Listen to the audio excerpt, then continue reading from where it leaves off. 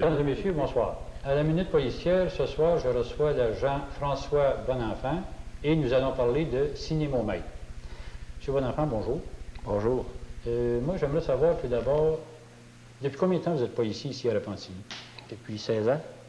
Est-ce que vous êtes arrivé directement dans le corps de police ou si vous avez fait d'autres tâches connexes à la police? J'ai d'abord été répartiteur durant 4 ans, avant d'être engagé comme policier. Un répartisseur, ça fait quoi, ça? C'est celui qui reçoit les appels, qui donne les appels par la radio aux véhicules de patrouille. Et là, vous avez décidé d'entrer dans la police? Au moment où j'avais fait application, je voulais devenir policier. Okay. Étant donné que c'était dans ma ville. Et vous avez appliqué et vous avez fait les cours à Nicolette, le cours de c'est ça, on m'a annoncé qu'il y avait une place pour moi comme à l'Institut. Aujourd'hui, vous vous occupez de cinémomètre. C'est un mot qui remplace ce qu'on appelait le fameux radar. Pourquoi on a changé ce mot-là? D'abord parce que le mot radar s'applique à des appareils mesurant des distances séparant l'émetteur de l'objet qu'on capte, que ce soit la Lune, un iceberg sur la mer, un bateau. Avec son radar peut détecter un radar, détecter un iceberg et calculer sa distance. Mais le radar ne donnera pas la vitesse. Quand les policiers employaient le mot radar pour leurs appareils pour contrôler, prendre la vitesse des automobilistes, c'était un acronyme qui veut dire Radio Detecting and Ranging. Ça veut dire détection de la distance par télémétrie. Ça ne s'applique pas. Alors que dans le dictionnaire, c'est un beau mot qui s'appliquait pour des appareils permettant de mesurer la vitesse d'objets en mouvement. C'est le mot cinémomètre. Est-ce que ça fait longtemps qu'on emploie ce mot-là ou c'est tout récent? C'est depuis 1 an que l'Institut de police... Pour être capable de se servir de l'appareil du cinémomètre, qu'est-ce que ça demande comme étude? Est-ce qu'on peut, du jour au lendemain, prendre l'appareil et s'en servir, puis on est habile à le faire, ou si ça demande des études spéciales? Il y a quelques années, on entraînait lieutenant un policier à se servir de l'appareil, c'est-à-dire braquer l'antenne vers un véhicule et puis lire la vitesse affichée.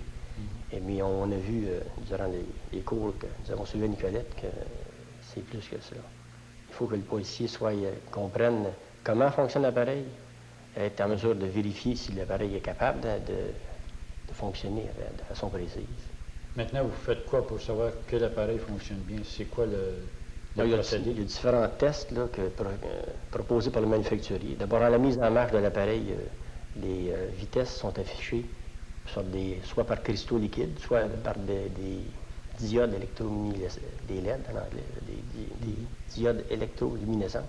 Et puis lorsqu'on met le contact, tous les chiffres 88 apparaissent, 888. Ça démontre que les 42 segments lumineux qu'il n'y en a pas un brûlé ni plus ni moins. OK, parce que le 8, lui, il fait tout le tour. C'est pour l'affichage d'un chiffre. Tous les chiffres sont faits à partir du 8. C'est ça. Fait que là, on a un petit bouton qui nous permet de vérifier chacun des chiffres successivement. À ce moment-là, on est certain que tous les chiffres peuvent être affichés. Ensuite, on met l'appareil en fonction, c'est-à-dire il était quand même allumé, mais l'antenne n'était pas en émission. Lorsqu'on met l'antenne en émission, il y a 2 traits, ou un trait selon le cas, un trait négatif qui apparaît. À ce moment-là, ça démontre que l'appareil fonctionne, mais n'enregistre pas de vitesse. Mais ça fonctionne comment? À batterie, électrique? Ça fonctionne sur l'alimentation à partir de la 12 volts de l'auto. Donc, ça ne peut pas être portatif à l'extérieur? Ça peut être portatif si on le branche dans une petite... sur une batterie? Sur une batterie portative.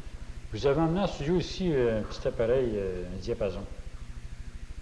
Ça sert à quoi, ça, dans le cinémomètre? C'est ce qui vient compléter la vérification qu'on venait de faire.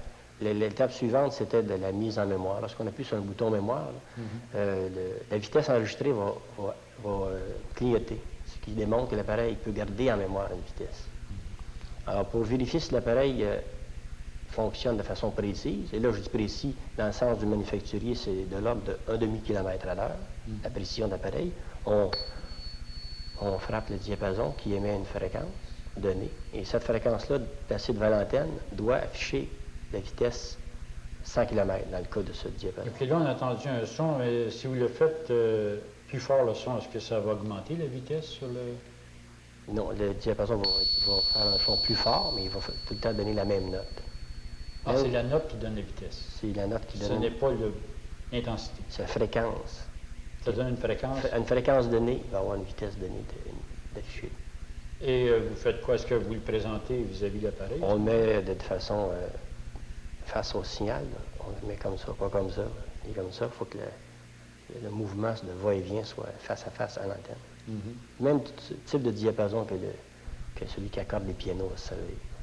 On parle ça avec un Do international, telle fréquence donnée. Il va pouvoir, à partir de son Do, monter sur toute la gamme. Ça vous prend absolument cet appareil-là pour vérifier si l'appareil fonctionne bien. À la cour, le policier doit démontrer en premier que son appareil est capable d'enregistrer les vitesses de façon précise. Est-ce que vous devez emmener l'appareil à la cour à ce moment-là? Non, on doit démontrer à la cour qu'à vers telle heure, on a vérifié l'appareil, que les tests prévus par le manufacturier ont été effectués. Ça c'est toujours votre parole. Là. Évidemment, oui, là, mais le policier est un technicien, est un professionnel. Il travaille il fait son témoignage sous serment.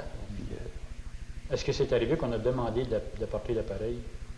Non, à ce niveau-là, la compétence du technicien n'a jamais été mise en œuvre. Ça fonctionne comment, lorsque vous faites des relevés au cinémomètre?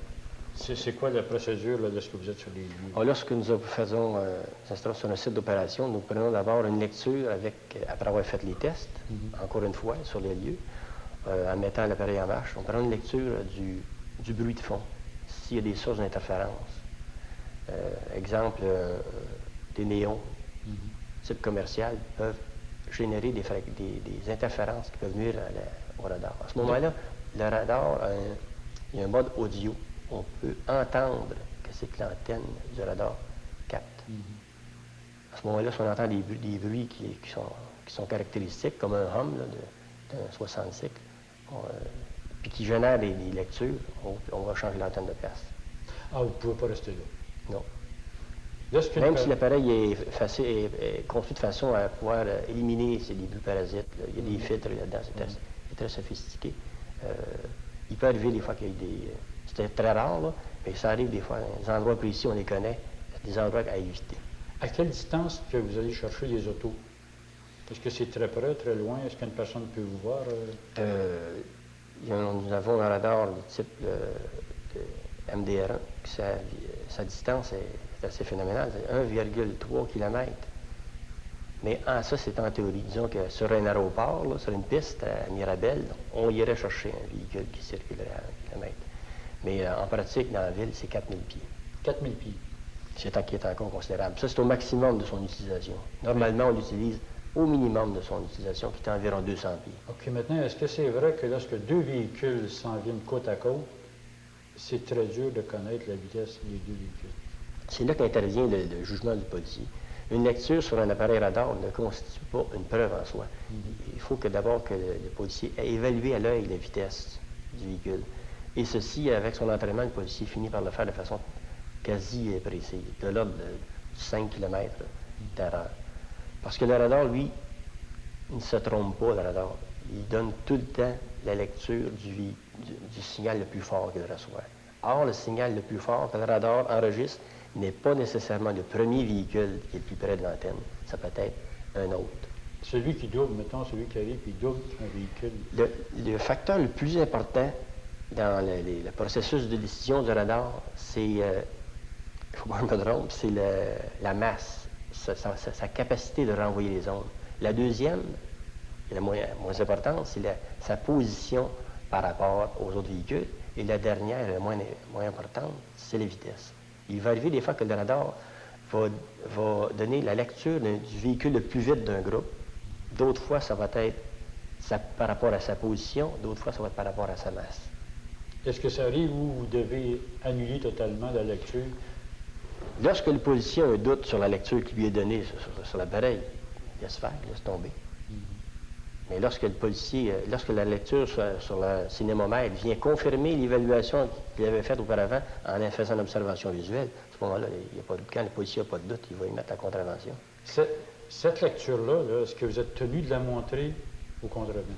Non, nous ne sommes pas tenus de montrer la lecture, mais la plupart du temps, on fonctionne en mettant la lecture en mémoire, ou lorsqu'on se sert du gun radar, la lecture est automatiquement gardée en mémoire. Fait que normalement, nous l'avons. Alors, on peut le montrer au contrevenant. Il y a certains types d'orateurs qui avaient une imprimante aussi. Mais on n'est pas tenu de le montrer. Est-ce qu'il y a possibilité de déjouer ça, cet appareil-là? Déjouer la vitesse, il y a des systèmes, petits gadgets qui se vendent aux États-Unis qui sont des émetteurs. En soi, d'ailleurs, l'émetteur devient illégal à ce moment-là, mais quand même, ce sont des émetteurs qui envoient un signal vers l'antenne et qui lui font croire que le véhicule, disons, circule à une vitesse donnée. Si le policier utilise son radar à ce moment-là en mode audio, il va tout de suite entendre le son caractéristique de ces appareils-là. Moi, à date, là, depuis 16 ans que je suis dans un policier, que je fais du radar, il n'a pas été donné de capter des véhicules semblables. Mais il aurait été détecté tout de suite. C'est pas utilisé au Canada. Eh bien, sur ça, M. Bonenfant, merci beaucoup de ces renseignements. Quant à moi, mesdames et messieurs, eh bien, je vous invite à nous revenir la semaine prochaine à la Minute policière. J'aurai cette fois-ci comme invité M. Benoît Simard et nous parlerons d'armes à feu, l'utilisation d'armes à feu chez la police, ainsi que les moniteurs de tir, qu'est-ce qu'ils apprennent aux policiers. Merci d'avoir été à l'écoute de cette émission.